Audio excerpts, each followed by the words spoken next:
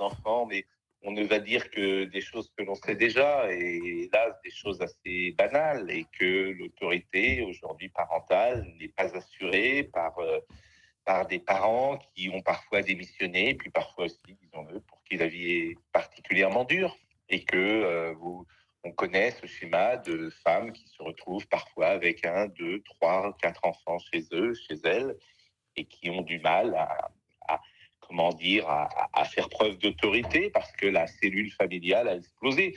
Mais tout ce que je dis là, c'est tellement banal et on l'a dit tellement de fois.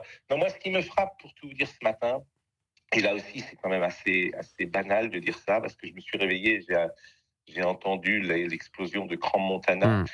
et comme toujours, ça nous renvoie à la fragilité de nos existences humaines. Évidemment. Et dans ces périodes-là, toujours de Noël, de changement d'année, ces périodes où on travaille moins, en fait, ce qui n'est pas votre cas, mais ce qui est souvent le cas de ceux qui nous écoutent, parfois tu as un peu plus de recul ou de distance parce que tu n'es pas dans ce maelstrom. Et tu penses à ces gens hier soir qui étaient dans un bar, qui sont jeunes, sans doute pour la plupart, parce qu'ils faisaient la fête.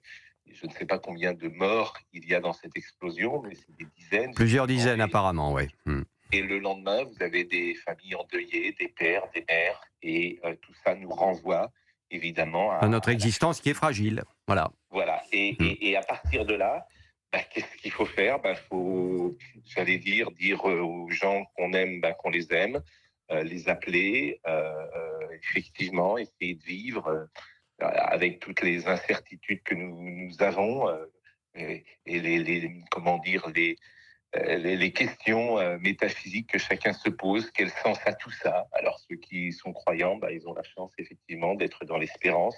Ceux qui ne le sont pas sont effectivement parfois plus désespérés. Et je trouve que dans ces périodes-là de nouvelle année, j'espère que je ne plombe pas l'ambiance en vous disant Non, non, mais vous